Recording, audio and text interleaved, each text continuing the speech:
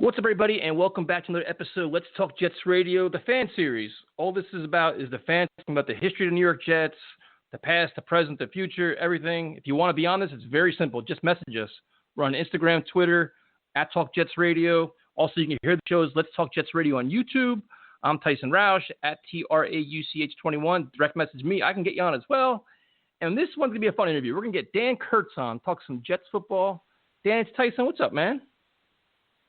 Hey, man, how's it going? Thanks for having me on. Happy to be here. I've been a fan of the show for a while, and, I think it's great that you guys have been able to provide a voice to a few key members of the fan base here. So I consider myself a long-time listener, first-time caller, if you will, but thank you very much. I appreciate it. Oh, dude, well, thank you, man. Well, I'm looking forward to this. So let's start from the beginning, man. What made you become a fan of this wonderful organization? Yes, a wonderful organization indeed. My dad, man, pretty stereotypical here, but I'm a diehard Jets fan because of my dad, and most of my sports allegiances are what they are because of my father. Him and my uncle used to split season tickets before they moved to MetLife, and before life gets in the way and life gets busier and what have you. But I've been a fan for my entire life, and remember the days when I used to dress up as Chad Pennington for Halloween and would wear Mark Sanchez jerseys to school and the whole nine there. But I grew up in Lancaster, Pennsylvania, so right in the middle of Eagles country. If the listeners are familiar, it's better known as Amish country. So my parents had moved to PA from Long Island right before my brother and I were born, and I've always liked the fact that my sports fandom was a little bit outside the box, and all my friends were Philly fans and are Philly fans to this day. So I never wavered from the good old Jets, for better or for worse, but not too common to be a New York sports fan in the heart of Pennsylvania for sure, but couldn't ask for a better team to be a fan of, that's to say the least. So what are some of your favorite memories of this team so far? I think for me, and I'm sure a lot of the Jets fans who grew up in the early 2000s, I'd have to say that 09-10 team. From Sanchez winning 2 playoff games in his rookie year to one of the best defense I've ever seen to, Sean Green, Thomas Jones, Mangold, D-Brick. I think I just have so many soft spots for guys who were on that team, whether they were longtime Jets or not. Rex Ryan's first year and just the jolt of energy that, he stimulated within the organization. And, Bart Scott, Jim Leonard, Braylon Edwards came into the fold and had a similar effect. And, I think going along those lines, I would have to say Revis is and was my favorite player. It was definitely at that time extremely rare for the Jets to have the best player in the league at a particular position, much less a cornerback. And, my God, just the things he could do on the field, whether it be, it was an art form and, honestly, poetry in motion. And his 09 season, shutting down Andre Johnson, Randy Moss twice, T.O., Steve Smith, Reggie Wayne. I can honestly go on, and I think you could as well. But I'd never seen anyone like Revis, and what he did might not ever be replicated again or for a while. And I'd have to say he was my favorite player, and that 09-10 team would be my favorite team, and probably has created my favorite memories since I've been a Jets fan. Now, how would you categorize Mark Sanchez's career, looking back at it? I was thinking about that today, actually. I think the first and second year is a little bit of an outlier. I think, when they got Santonio Holmes in his third year, and obviously the fourth year wasn't great, and I don't think he ultimately got a fair shake. I think, the way the team was built and the way, Tannenbaum built the team towards the end of his tenure, signing high-priced, older, sort of free agents and trying to ultimately sign guys like a Burris, like a Holmes, who weren't great for the locker room or weren't great for Sanchez, definitely left Mark at a disadvantage. So I think the first 2 years, and obviously riding Rex and Schottenheimer did a decent job in creating good protection and creating a good running game, and we ultimately didn't get to see, I guess, all of what Sanchez could accomplish. And, this is back when I was in, middle school to early high school, so, I could be remembering things a little bit off here. And, I was always a Mark Sanchez guy. I'm always a Mark Sanchez sort of positive. Sort of, I look at him like, sort of my first love, if you will, my first sort of quarterback that I sort of was able to grow up with. And ultimately, like when they drafted Geno and he gets hurt in that preseason game and they signed trade for Tim Tebow, I just don't think that he ultimately got a fair shake. And, definitely some of the blame has to go to him, and he should have developed into more of a well-rounded quarterback in that, third and fourth year when, those young guys are supposed to take a jump. But I guess this long-winded answer, brings me back to I do like Mark Sanchez. I'm thankful for the memories he gave us. I just think it ended on an unfortunate note for sure. Yeah, no doubt, man. You said it pretty well. I think while he could have progressed more as a player, I think the Jets didn't help him that much either by taking away his favorite targets and bringing in the Derek Masons of this world and Plaxico Burress and everything else. Didn't really make a lot of sense. And kind of the reason why I ask you that is kind of fast forwarding to now. You got Sam Darnold here, who we all love and think he has all the potential in the world. But do you think, based on this past offseason, the Jets are doing enough to build around him? Like, do you feel comfortable with all the offseason moves, and do you think will be much improved on offense this year? I do, and that's a great question as well. And when asked that question, I got to point back to Douglas famously made that promise to Darnold's parents that he's going to protect Sam and put guys around him to allow him to be successful. So when you take a look at the offensive line revamp, while I do like Becton, I like McGovern, I like Fant, et cetera, I like the pickups. I don't think it's a finished product by any means, and you'll see that in how these deals were structured. I think this is phase one and to be continued next season. So we'll have to see. I do like the moves on the offensive line. I do think there'll be a better O-line overall. But, I mean, going to wide receiver also, losing Robbie Anderson hurts for sure. And, this might be a hot take and a brutally honest take, but from a skill perspective only, I don't think Perriman is that much of a drop-off from Robbie, if any. So, that being said, I am concerned with the chemistry that, Mims and Perriman will have to, develop leading into the season with, no OTAs in person, no rookie minicamp in person. Hopefully we can get some sort of semblance of a training camp. Maybe it's in July, maybe it's in early August. But I don't think the offense can afford to get off to a slow start, and I don't think the team can afford to get off to a slow start and go 0-3, 0-4 again. So I think, ultimately Chris Herndon healthy, will be the key. And I think the way JD built this team, and he's not going to budge off of what he thinks is a fair price. And ultimately why we saw a plethora of one-year deals, and he's not a pushover that McCagnon was. And, again, I think it's a breath of fresh air to have a guy in that seat. And, just like with the offensive line, this team is in phase one of the Joe Douglas effect. And I'm excited to see how he continues to build.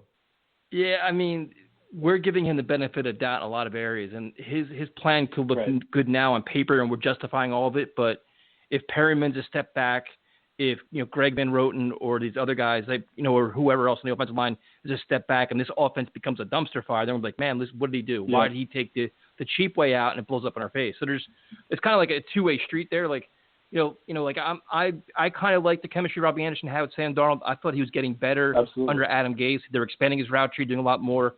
Perryman has a lot to prove, in my opinion. And my biggest concern is that, obviously Crowder is a go-to. Herndon, if he can stay healthy and out of trouble, could be an enormous weapon. That's fine. But then it's like, I think the expectations for Mims may be super, super high, and they really shouldn't be. Because it's like, listen, he's a second-round draft pick. He's young. He's got a lot to learn, a lot to prove. And, to say he's going to replace Robbie in year one, not realistic. If you get 30, 40 catches, I'd be happy. I wonder if there's enough talent for Sam around him this year to really maximize his offense. And you kind of say, next year is like phase two. They were into year 4 of Sam Darnold and still not maximizing him, which is kind of drives you crazy a little bit. I agree, and I just think the points you laid out perfectly just points to how inept McCagnon was at his job and how inept he was at putting guys around him. And Mims too, for sure. He definitely has sky high expectations as the young wide receiver in the room, if you will. And I look at his tape, and I'm not a film tape junkie or savant by any stretch of the imagination, but I do think he's going to be able to contribute in 30 or 40 balls and maybe 5 to 6 touchdowns. Maybe that's high. I think that's a little bit realistic. And do I think he's going to be better than Robbie or better than Perriman this year? Definitely not. And I think it's just unfortunate that in the state of the New York media and the state of the beat, the way that it is, him and Sam, and I guess this offense with a new offensive line and a lot of new guys, I think it's just going to have high expectations, like you said, and hopefully it doesn't come back to bite them in the butt. And we'll see how that plays out for Gase, but I guess that's a totally different conversation there. Yeah, and let's have that conversation now, man, because now you're looking at you have a completely revamped offensive line, could most likely have 4 new starters. You could have two new starting receivers in Mims and Perriman, and then you're starting off with 2 great defenses when you play against Buffalo, and then the 49ers. How much pressure is there on Adam Gase to have this offense ready to go, firing all cylinders week 1, having the play calling, everything on par? Because like you said, you can't afford to start off 0-2, 0-3, 0-4 because it's just everything spirals out of control. The fans and media will already be jumping at the bit. Like, how much pressure is on Gase this season? A ton, man. I think you hit the nail on the head. Again, I think you can sense sort of a cautious optimism in my Jets fandom. I'm definitely skeptical of Gase leading into his second season, but I do hold out hope he can turn it around. I mean, do I think he's capable of running a potent offense with Sam? I do. I think, Sam's second year in this offense, and from all accounts and from what I read, that his offense is pretty complex, and it takes a younger guy a year or two to sort of develop into it. And, do I think he's an effective team manager? I definitely don't. And I get shades of Rex a little bit, subscribing to the belief that, Rex wouldn't want to get involved with the offense and basically left that to Schottenheimer or whoever his offensive coordinator was. And I think I sort of view Gase in the same sense with the defense. Yeah, but Rex's defense was good, though. I agree. I just don't think he paid enough. The defense was fantastic. The defense was great last year for the Jets, too. I just don't think, Rex ultimately paid enough attention to Sanchez in the offense. And I sort of get shades of that from Gase. And, I guess I would prefer more of a CEO-type coach in that seat, and ultimately why I would have rather seen, a guy like Mike McCarthy get the job in the first place. But to answer your question, there's definitely a ton of pressure on Gase going into the year. Now, I think there's an enormous amount of pressure on Gase in so many aspects, play calling, game management, roster management, all of it. But at the same time, Sam Darnold's got to take a big step too. First of all, he's got to stay healthy for the entire season. Secondly, it's like, what do you want to see Sam this year? Because we kind of expected a big step last year. He didn't really take it for a variety of reasons. What do you want to see out of Sam? Yeah, I mean, I think last year was, obviously not what, didn't live up to everyone's expectations, and, the mono threw a wrench into the entire plans and his entire second-year outlook. And, he is only, 22. He's turning 23 here, and I think a little bit. And I look back to a bunch of the first drives of a game, whether it be that, Redskins game, whether it be that Jacksonville game, the Cowboys game, the Giants games. I think if he is able to sort of take a first drive like he was in those games and sort of, take that script and do it throughout the game and be consistent and, have 30 completions out of 40 or have, 25 out of 30 and just be consistent instead of basically disappearing for, most of the second quarter, most of the third quarter, and then reappearing again in the fourth quarter. I think if he can just be consistent, and, a lot of that has to do with coaching, I think, as well, but I guess he can't escape all of that blame. I think if he can just be more consistent, grow, and I guess whatever you decide that next step is, and they definitely have to be better than last year. So if we're using last year as the barometer, I think he has to be more consistent. And I guess I don't understand why Gase wouldn't just flip the script and do the same thing over in the second half. But I'm not a coach. I don't get paid the big bucks. I don't subscribe to the belief that I'm a coaching savant by any means. But I think he did show promise. And so in some of those games and some of those first drives, it's just like a top 10 offense. So if they can continue to do that and get better, just be overall more consistent, I think, Sam will be in a good spot. Yeah, I mean, and that's like being a more consistent quarterback is like the growing process for every quarterback, man. That's like all the young guys all go through the same learning curve, and that's to be expected. I think my biggest concern with Sam now is like you don't want to see him get labeled where you can rattle him, when you can keep hitting him and he's going to start throwing the interceptions or taking bad sacks. And he was under such duress last year, which, that's because the offensive line was terrible. The play calling was suspect at times, but hopefully this year a lot of that is kind of, weaned out, because you just don't want to see that. Like you want to see, Sam stay composed in the pocket, take the hits, bunch back up, and not make those bad throws. And to me, that's kind of like what I want to see more out of. And for Gase, like roll him out of the pocket, like do what he does best. Like don't be so stubborn to keep forcing your plays down their throat that we know. Dude, I'm not an expert either. Dude, I drink beer and watch football, but certain plays when they're called, you're like, that's never going to work. And we've seen it, and they keep calling it because it seems like Gase is kind of like he's really like that square peg in a round hole kind of deal. And that you want to hopefully, after a year of self-scouting, they kind of get away from that. But, we'll see. Now, if you look at the defense, which I think, was very good last year, they made a lot of changes. What do you think about this revamped secondary? Secondary for sure. I'm glad we're touching on that. I think, Desir is going to be a player. Hopefully he can stay healthy. He was ultimately a guy that, coming out of school, I would have loved the Jets to take a flyer on. I think he showed some promise 2 years ago, and last year obviously was dealing with that injury. So if he's fully healthy, I think he's definitely a solid starter. I don't think he's a cornerback number one by any stretch of the imagination, but I think he can ultimately be complimented if they get a number one next year down the road. I think Bassan Austin, obviously when he got healthy last year, flash, and was ultimately benched in that Pittsburgh game. But I think he definitely provides some good depth. I think arguably the best corner on the roster is Brian Poole out of the slot. Well documented. PFF had him as one of the best slot corners last year. I think if they can get a guy like Logan Ryan, I think with Poole there, obviously Ryan played a lot in the slot. I guess I don't really understand why a lot of Jets fans are clamoring for a guy like that, but I think he would provide good depth. Definitely not at at $10 million as he would be sort of wanting. And the whole Adams and May situation, I think, and obviously Ashton Davis into the fold now, it's kind of a weird dynamic. But corners, I think, will be better than the dumpster fire we had with Roberts and Tremaine Johnson going into last year. And then safety, more of the same. Hopefully May can continue to stay healthy, and hopefully Adams plays the full season. I think he missed a game or two. But obviously an elite secondary duo and maybe a trio if Ashton Davis can sort of prove himself early on and maybe get into the fold there. But from a secondary perspective, I think they're going to be one of the best in the league for sure, and I have no doubt that Greg is going to make them into something special again. Yeah, and I agree with you about Logan Ryan. Like, I understand the player and the talent, but the price tag, and it's like, listen, to me, it's like I could take him or leave him for 1 year, $10 million. I've been pretty consistent by saying, listen, I'd rather go pass rusher. I'd rather go look at a Everson Griffin, a Marcus Golden, and address that, because it's like, if you look at the defense, that's kind of the missing piece right now. Like, and I love Jordan Jenkins as a player. I'm a big Jordan Jenkins fan. He gets better every year. But it's like, if you could add that other pass rusher, you can hide your holes in the secondary. So if you have a corner that's struggling, a pass rush offsets that. You know what I mean? Like, the last thing you want to 100%. See is no pass rush. And if you have to give up, wait 4 or 5 seconds, anybody's going to get open. So that's kind of my only worry with the defense. I agree. And if ultimately they weren't able to sign Poole, and Poole cashes in for a multi-year deal, upwards of $10 million with another team, then fine. Maybe take a flyer on a guy like Ryan, or maybe if slot corner is a missing piece to a generally good team that's projected to go far in the playoffs, take a guy like Ryan. But like you said, I think Golden or Griffin, I think they should stay far away from Clowney, and obviously have so far. But a guy like Griffin and Golden could definitely, take this defense to the next level. We'll see how Zuniga turns out. I think that was a little bit of a questionable pick that high in the draft in the third round there. But ultimately, you got to trust JD, and he had to have seen something, but hopefully it doesn't turn out like our friend Ja'Kai Polite did last year.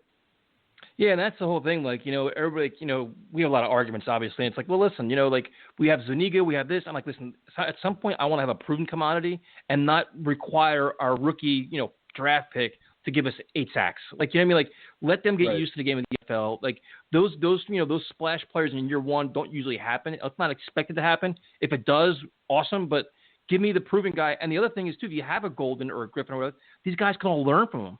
Like, everybody keeps talking about mentor. Like, Frank Gore is a mentor. Joe Flacco is a mentor. Well, why not give a mentor pass rusher? It's not going to hurt anybody. Like, there's no crime when you do that. So, I'm hoping they do that. But what is your take on this Jamal Adams contract situation?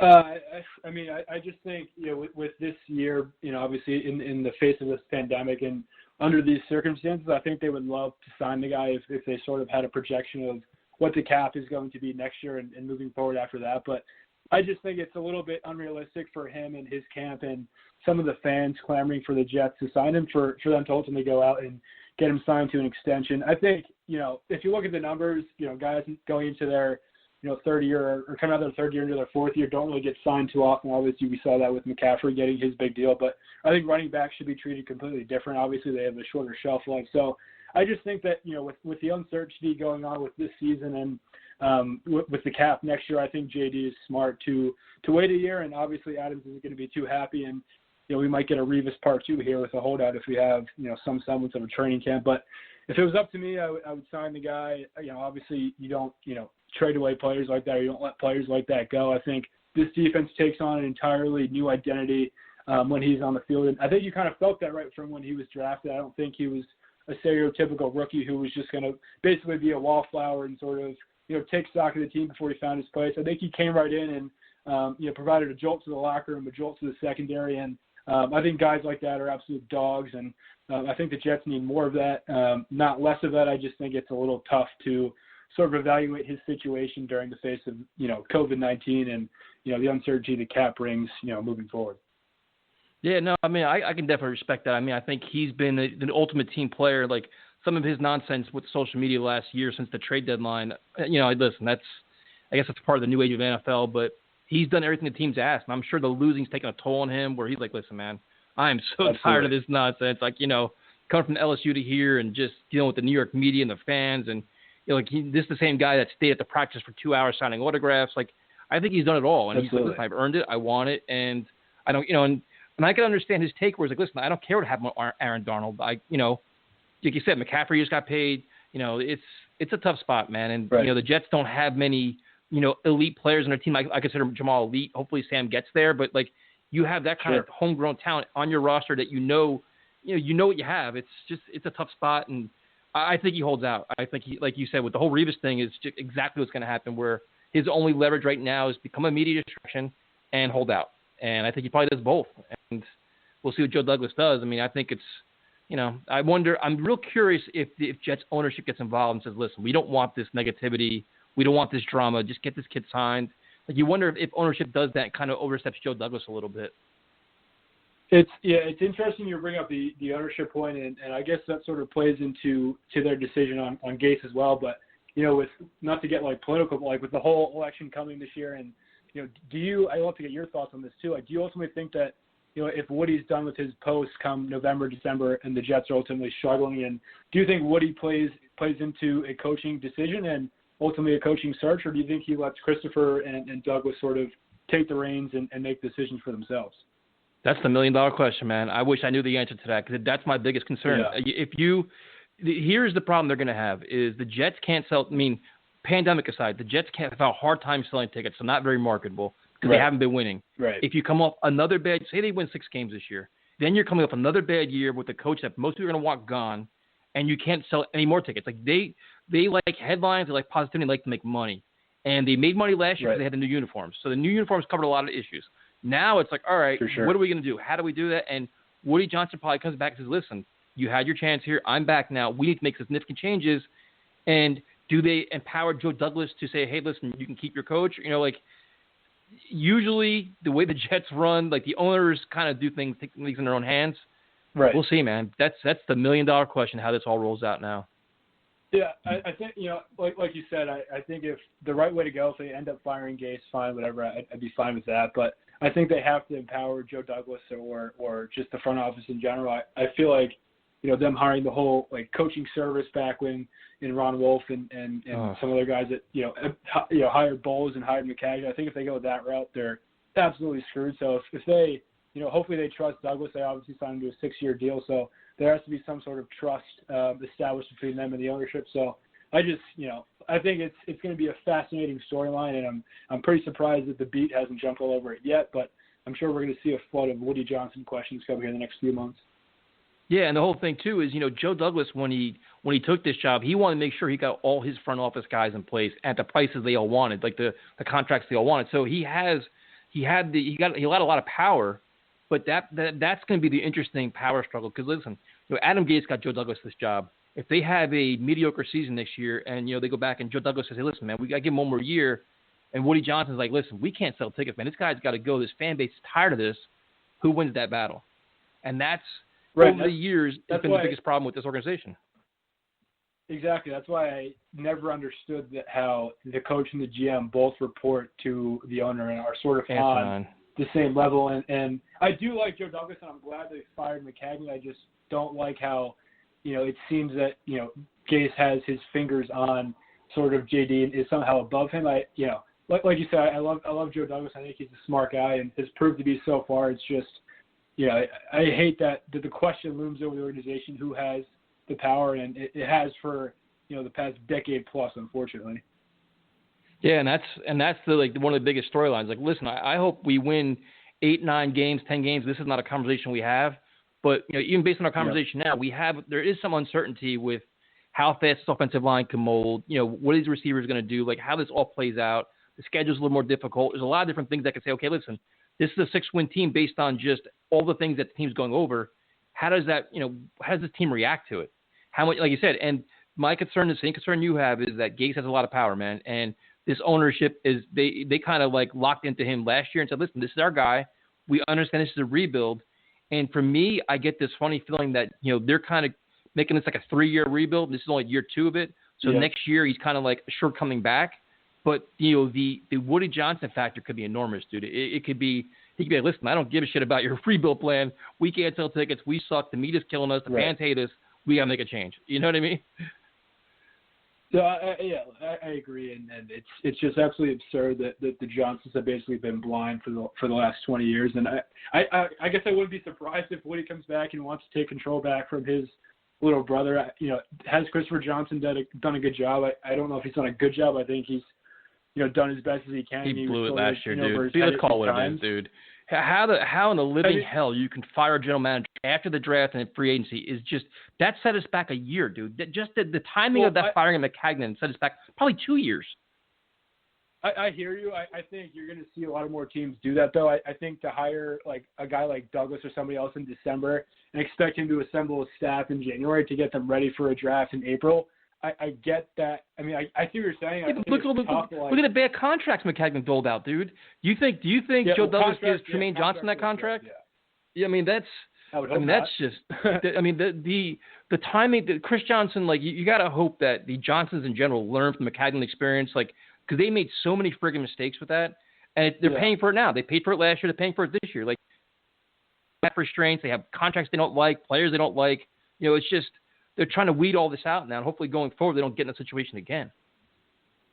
Yeah, I guess like even if you're Gase, and I guess he had to have come in and sort of known that his like football, I guess, sort of plan wasn't going to be aligned with McCagnon's, and it's just like shocking to me how a coach and GM could be paired up to just have two totally different visions for an NFL football team in today's day and age. It's just. I mean, you're right. It's crazy how they were even married at the hip to for even I guess 4 months, whatever it was. So what are your real expectations for the 2020 Jets? If we're going looking at the schedule here and we're going record, I'd probably have to go 7-9. Do I think that's a failure? I wouldn't go failure, but they play a really tough schedule. Obviously, they have the second toughest strength of schedule based off of last year's records behind the pass. So. I do think, at Buffalo versus San Fran, at Indy to start is definitely a little bit tough, and they have that Thursday nighter against Denver. So it's not the easiest start to the season, and like I said, they can't afford to go 0-3, 0-4 there. But if they went 7-9 again, I definitely wouldn't be surprised. I'd like them to probably go 8-8 or 9-7. But I don't think there's any possibility they win more than 9 games. I think that's probably the ceiling. And the floor can honestly be, whatever they want it to be. And we've seen crazier things happen. But I think I'd have to go 7-9 is my prediction. And against a much tougher schedule, I don't think it's a total loss. But ultimately, if they go 7-9, I do think Gase loses his job after the year. Okay, and then my favorite question is, if somebody said, what is life as a Jets fan, how would you describe it? Oh man, what is life like as a fan of this wonderful organization? I think they certainly test your loyalty. I think it's oftentimes a humbling experience, and I think personally being a Jets fan has taught me to think differently in a way, like not just about football but about life. I think I try to stay even keeled, never get too high, never get too low. And how many times have the Jets won a big game and then followed up the next week with an absolute dumpster fire of an effort? I think the Patriots, Cowboys back-to-back last year comes to mind. And, I've learned to take pride in a Jets fan, and I always hate when fans jump ship when things aren't going well for a particular stretch of their team. But I guess to sum it all up, it's crazy to be a Jets fan. It's a wild ride, and I wouldn't want to ask for anything else. So, Dan, before I let you go, man, what is the best way for everybody to follow you and talk some Jets football? Absolutely. So you can follow me on Twitter at Kurtzy14. That's at KURTZ14. I'm sorry, KURTZY14. You gotta get the Y in there. And then a buddy of mine and I just started a sports podcast. It's called Brutally Honest Sports. We made the smart business decision of starting a podcast in the face of a pandemic, a sports podcast when there is no sports. So basically, a buddy of mine tried to riff about sports. He's a Philly fan, so he gets some New York Philly takes in there. And after you're done listening to this show each week, you can find us on Spotify and iTunes. But that's where the listeners can reach me. Awesome. Dan, man, thank you so much for your time. This was awesome, dude. And we'll hopefully do this again soon. Tyson, thank you so much, man. Love what you guys are doing. Looking forward to more of the fan series, and wish you guys all continued success in the future. Awesome, man. Thank you. Stay safe, dude. You too, man. Have a good one. All right, that was Dan Kurtz. A lot of fun interview, man. A lot of interesting takes there on the team, the state of the team, a lot of positivity, which is always cool to hear. As always, you can follow the show, Instagram, Twitter, at Talk Jets Radio, YouTube, Let's Talk Jets Radio. I'm Tyson Roush, at TRAUCH21, and I'll talk to you next time.